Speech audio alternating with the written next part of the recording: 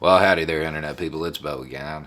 So, today we're going to talk about that study out of Stanford University. Now, for the record, I had no idea that was going to be released. That's just a happy coincidence that it relates to the earlier video. If you don't know what I'm talking about, Stanford did a study and they tried to determine the impact from 18, just 18, of Trump's rallies. They tried to quantify the effect that it had and how much it impacted the country.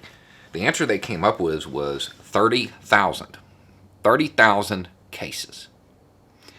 Likely took 700 out. That's pretty steep.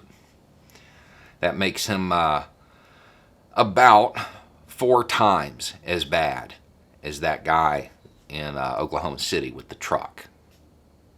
If you factored in all the events, all the rallies, do you think it would reach the total from that day in September? I'm willing to bet it would. And if you added in those that aren't here anymore because he downplayed it, ignored the advice of scientists, wouldn't lead, I'd be willing to bet it would reach the total of Vietnam. In months. In months he was able to accomplish this.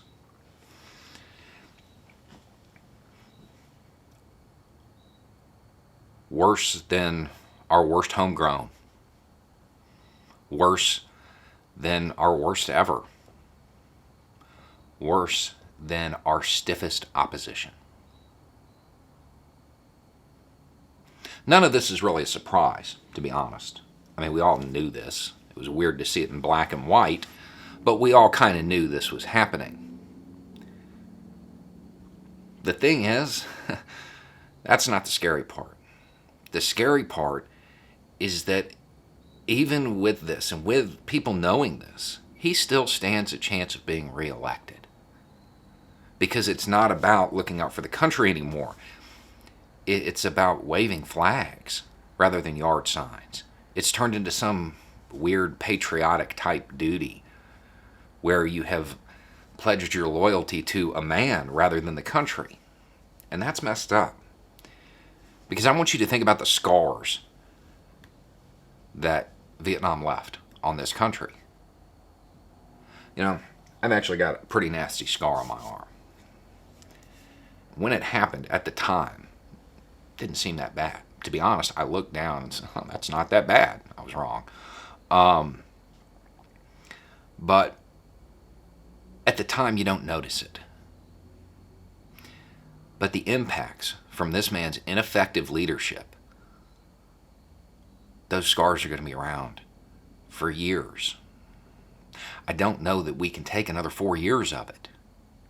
He's certainly not going to become more tame. He's not going to become more rational. He's not going to care about the country all of a sudden. If anything, he's going to be more bold, more brazen, more careless with the people he's entrusted to look over. That's what's going to happen. And that's just with this. We already know that on the immigration side of things, he's going to get worse. Miller's told us. And it's because people stopped thinking. They forgot where their loyalty is supposed to lie.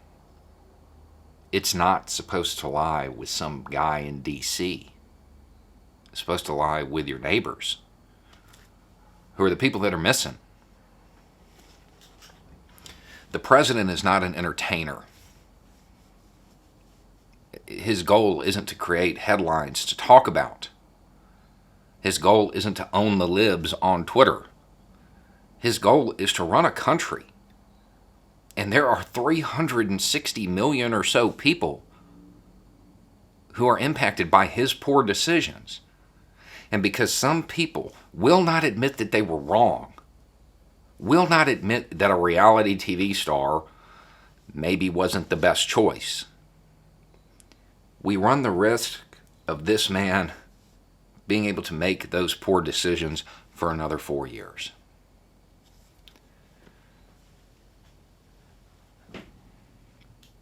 It's definitely something to think about. It's definitely something to mull over. If you can overlook the devastation that this man has caused, you never get to talk about the vets again, those lost again, because it doesn't matter.